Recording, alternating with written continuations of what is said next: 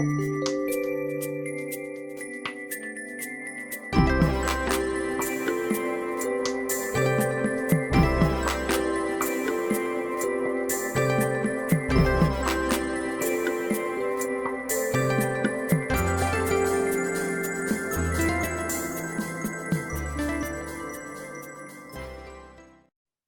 and welcome to Pandora Astrology's monthly horoscope for June of 2023.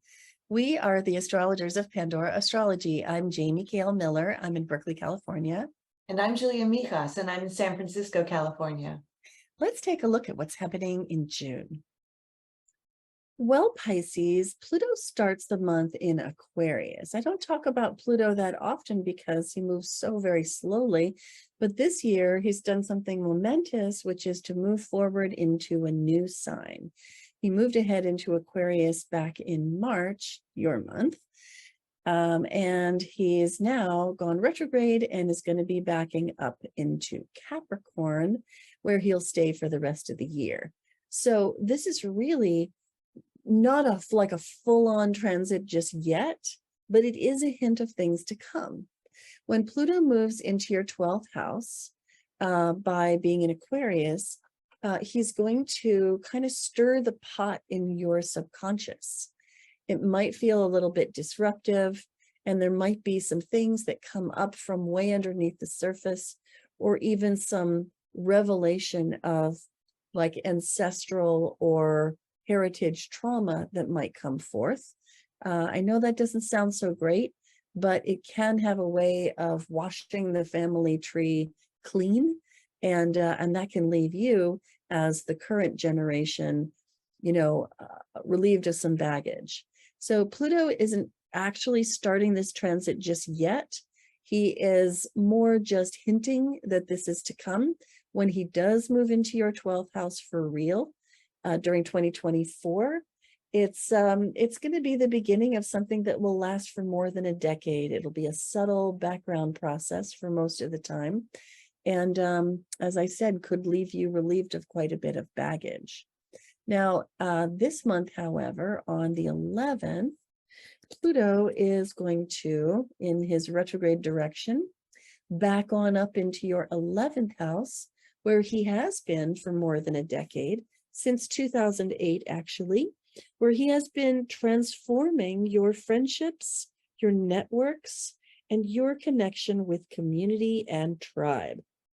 It wouldn't be at all surprising if at some point, and possibly more than once in the last decade or since 2008, you have experienced a really, really big shift, like a volcanic shift in your sense of what it is to be a friend, to have a friend, the kind of people that you want to hang out with, and the kind of communities that you feel that you belong in.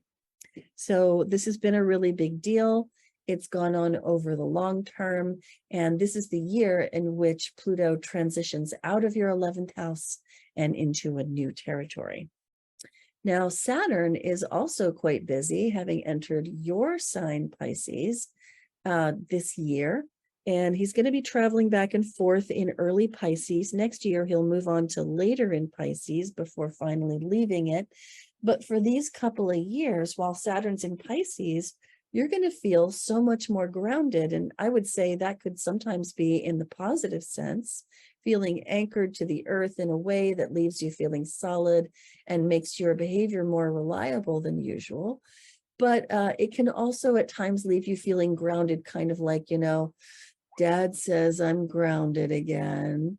It might feel like that at times too, like you're just kind of stuck, pinned to the earth and not as able to be mobile in the way that you generally like to be. So when Saturn is traveling through your first house, quite often it is so, so important to behave in the most mature, adult, grown-up way that you possibly can, and take responsibility for your actions. And if you don't, things may come back to smack you when Saturn is transiting the first house. And you might really find that you're caring a lot about your professional reputation, and that you're wanting other people to see you as the most reputable and mature form of yourself while Saturn is passing through this house. It wouldn't be surprising if the voice of the inner judge is stronger than usual for you while this is happening. It'll be about 2.5 years in total, and I'm sorry to say that it's really just beginning this year. Let me speak to Juno, which is the archetype of committed relationship and partnerships of all kinds. She starts the month traveling through your 4th house of home and family, of heritage, domestic life, and that can signify the family that you live with as an adult, or the home that you came from, or the home that you create for yourself as an adult. And when Juno brings her partnership sensibility here, it's really good to have conversations with your partner about how the home can be an even better nest for the two of you to share than it is already. And also, it's really great to have those co-parenting conversations that you need to have so that you can get into some aligned parenting and not let the kids, wrap you around their little fingers. Juno is going to, she continues on, she's moving fast, which is just lovely. And she's going to conjunct the sun on the 20th of June. Right here, you see it. They're together at 29 degrees of Gemini here in the 4th house. Now, I like to call this Commitment Rapture Day, because when the sun lights Juno up and brings the light of consciousness and high quality attention to the realm of partnership, it's rapturous, and it's a really good time to, it's the end of one cycle and the beginning of another. So it's a really good time to have all those kind of conversations and to really even turn them into a commitment to, make that marital vow, to actually have the wedding, to elope, to get engaged. Or if the kind of partnership that you're interested in is more in the line of business, to initiate something with your business partner, to begin something there. Because partnerships that begin when Juno and the sun are conjunct, and Juno's moving fast in this way, are really advantaged. So it's very good timing for that. Juno's going to then quickly after that leave Gemini and move on into Cancer, which is your 5th house.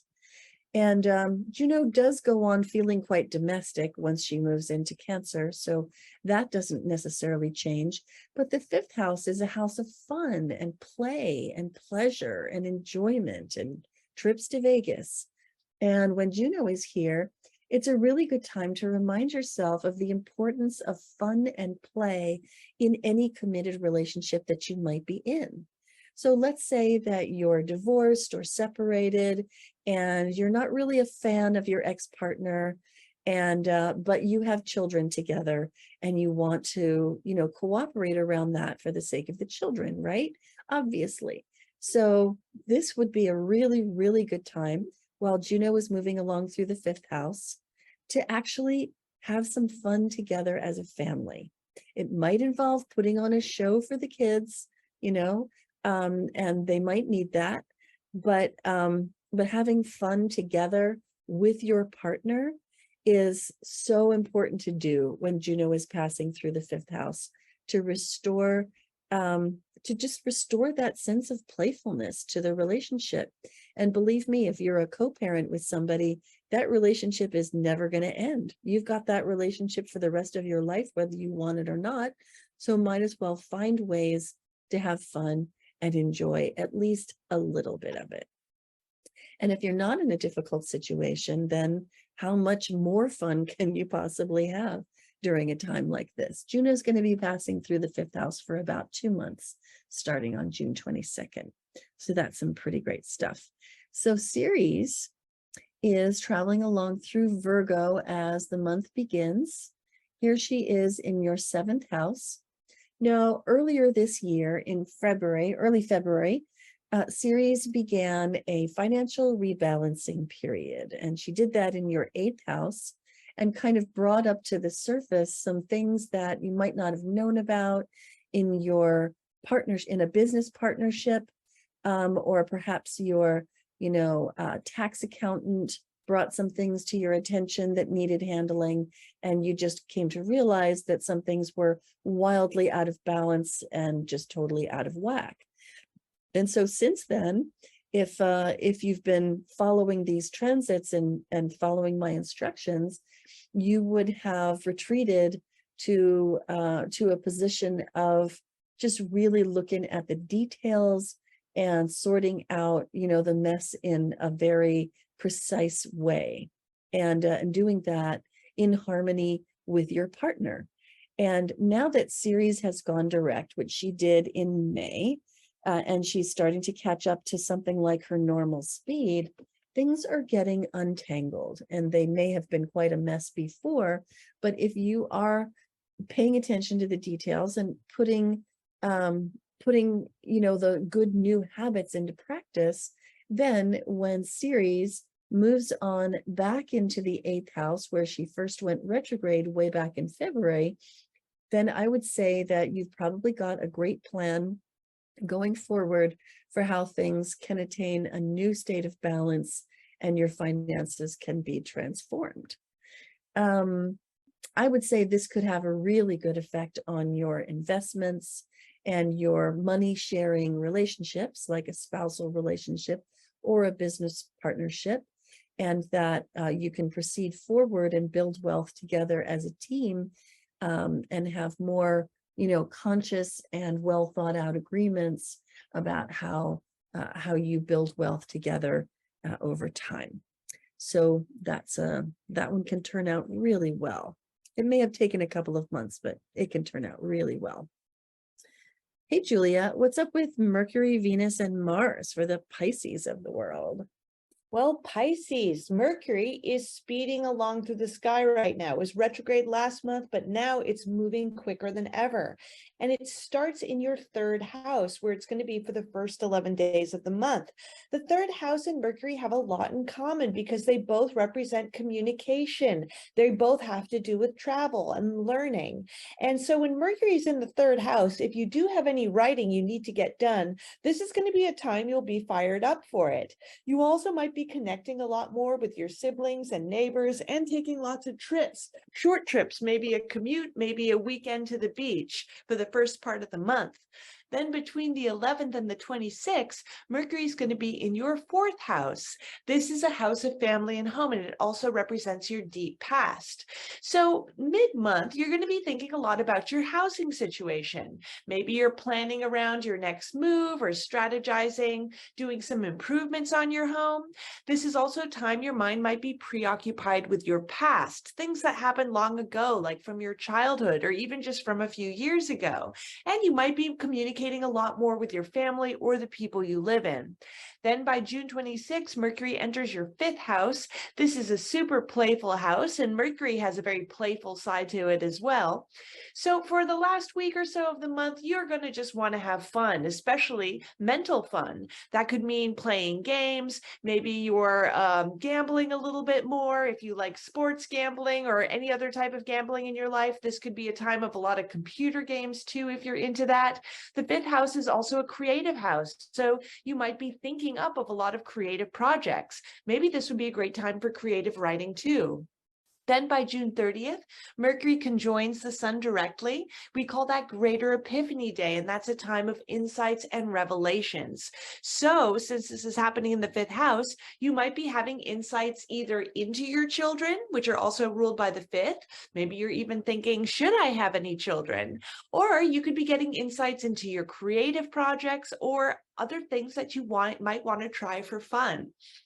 Then Mars, our final planet we're going to go over, is going to be, I have another one too, Venus. I'll start with Mars though. Mars is the planet of drive and action, and it's going to be in your 6th house all month. And this is a work house. This is a house that represents your job, the people you work with. It's also your routines and rituals. It's what keeps your day-to-day life together, and it also represents health. So Mars in the sixth house can mean being very, very driven at work, being very driven towards your health, maybe trying to improve upon your health in some way, especially if you want to do anything active that can support your health. This is a fabulous time for it. But Mars might bring some health matters to your focus, which isn't always easy, like chronic issues you might have, urinary tract infections, migraines, difficult periods. Those could happen with Mars in the sixth house, but Mars in the sixth gives you the opportunity to put some measures forward so that maybe you can address those health problems better. And like I said, you might be running into some more flare-ups at the workplace as well. I'm not just driven there, but you might be so driven at work, you're kind of ready to bulldoze over other people in your way. So there might be disagreements on the work front too during this transit. However, I will mention Venus, our final planet, who is a very pleasurable planet. She's a lot easier to deal with than Mars. She brings a sort of a sense of harmony, a sense of beauty wherever she goes, and she represents your relationship. So for the first 5 days of the month, she's going to be in the fifth house. Again, that's that really fun house in the zodiac. So if you have a partner, you're going to be really just enjoying having a time of play with them. If you guys like whatever you do for play, this house can be sports, this house can be clubs, theaters, games, anything that you enjoy. It'll be like a shared sense of fun with your partner. And it's a fabulous time if you're single to start dating. And if you do have children, then Venus in the fifth might be a very nice time of just getting along well with them. Now, after the 5th of June, Venus is going to enter your sixth house with Mars. So she is going to sort of help smooth down some of Mars's rough edges in this house. She can bring a little bit of extra luck, a little bit of extra harmony to your health. So again, if something comes up in your health, this is just the moment where you can really deal with it well, where you can maybe find a good workout routine. Maybe you can find some other good habits that could really support you.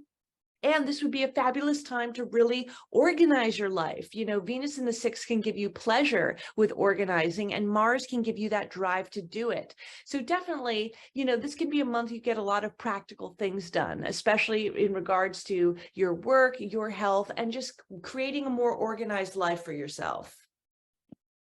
Hey, Jamie here. Did you know we run live workshops monthly where you can get questions answered about your own chart?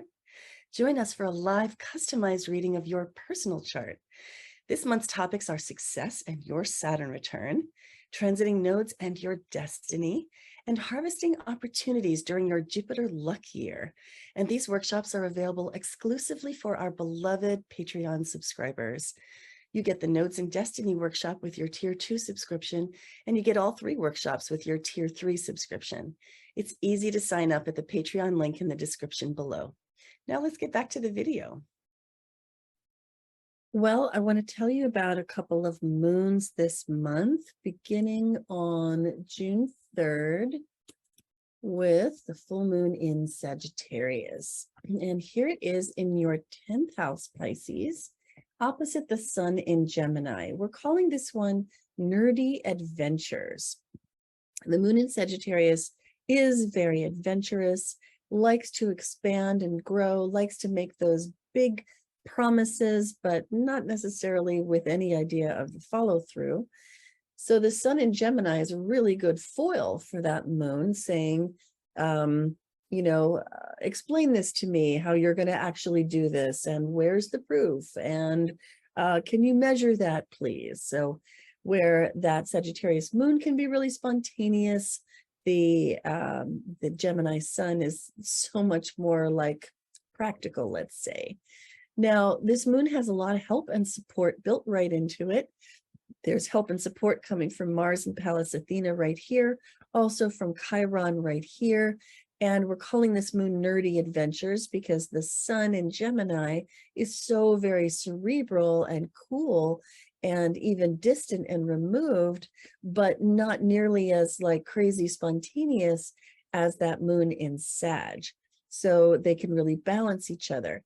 So because the moon is landing in your 10th house of career, you might find that emotions are high in your career arena, and that you've got just like this spilling over desire for expansion and growth and so much optimism and positivity about all of the possibilities, but they might not necessarily be grounded in anything real. And so the sun is there to help you to balance all of those big possibilities with something more practical. Now, during a full moon, quite often we may find that we're expressing one of these two sides of the moon, either the moon or the sun, and that somebody in our life is playing the role of the other. So you could even be that Gemini sun, putting the reins on and tugging on the reins and like, reminding about the facts. And you might find that the moon in Sagittarius role is being played by somebody in your workplace, like your boss. Like you go into a meeting and your boss has these crazy big ideas and you're like, well, let me just poke a little hole in that, please. So that can happen, and it might even be in the reverse. So watch for that early in the month around that full moon. Second moon is coming on June 17th. And it's a new moon in Gemini. And look at this gathering of planets right here in your fourth house, really lighting up that fourth house and emphasizing the domestic realm so very much this month. Lots of energy going on in your home life and in your family life, even with family members you don't live with. Now, a new moon is a really good time for new beginnings. It has very much the quality of birth to it. This one lands in Gemini, and so it's going to be the birth of ideas because Gemini is an air sign. And so it's very cerebral in its nature. So this is a really great moon for birthing ideas. And also the ideas can even end up being practical ones because of the square to Neptune. Neptune in Ceres right here, it actually forms a T-square. So we're calling this moon New Ideas Dream Tested because Neptune is asking that Gemini new moon, how can you imagine this idea playing out so that you can, get a feel for how it might play out. What happens when you take that seed of an idea and plant it in your imagination, what grows from that? Neptune's asking that, while Ceres is saying, well, what happens when you reality test this idea? Is it actually going to go anywhere, or is it just kind of dead on the ground? So the opposition of Ceres and Neptune, the real and the imagined, the dreamy versus the grounded, is acting together as a foil for these little baby new ideas that the moon in Gemini wants to birth. So especially doing this relative to projects that you might want to do around the house or relationships with family members. Those are the kinds of new ideas that you're going to want to dream up and then reality test. The last thing I want to tell you about is the seasonal change. As I said before, the fourth house is very full and busy earlier in the month while the sun is traveling along through Gemini. And then it moves on into the sign of Cancer right here, June 21st, and begins to bring energy into your fifth house. Now, the sun loves to be in the fifth house. This is like its favorite house to be in. It feels at home here. This is because the fifth house is very aligned with the sun's nature. And so this is a house, as Julia described, of fun and play and games and pleasure and enjoyment. And like, short trips for the fun of it, even sex and romance for the fun of it. It's just a house of playing around, full stop. And so you're going to be feeling like so cut loose and ready for fun and ready for enjoyment and ready to relax and just like chill and enjoy while the sun is passing through the fifth house, which it's doing for about 30 days. And everything has its season, right? There is a time for fun, and this is yours. So I would encourage you to indulge in it. Another thing I like to think about the fifth house is that it's a house of self-discovery. It's a house of your personal brand. And if the houses have a tendency to be in pairs, the 11th house is the house of community. You can think of it as social media and the networks that you form online, also in real life. And then the 5th house is your presence there. So while the sun is passing along through the 5th house, put a little high quality attention on how you're showing up in your communities, among your friends. Maybe change out your images, on your Instagram profile, your headshot, those kind of things, to be more in alignment with who you are now, and maybe even to be suggestive of the kinds of fun that you enjoy and how you like to express yourself. This is also, I'll just throw in here, a really great time for your creativity. The sun will be here for about 30 days from June 21st into next month. And so this is a really great time for doing creative projects if you like to do that.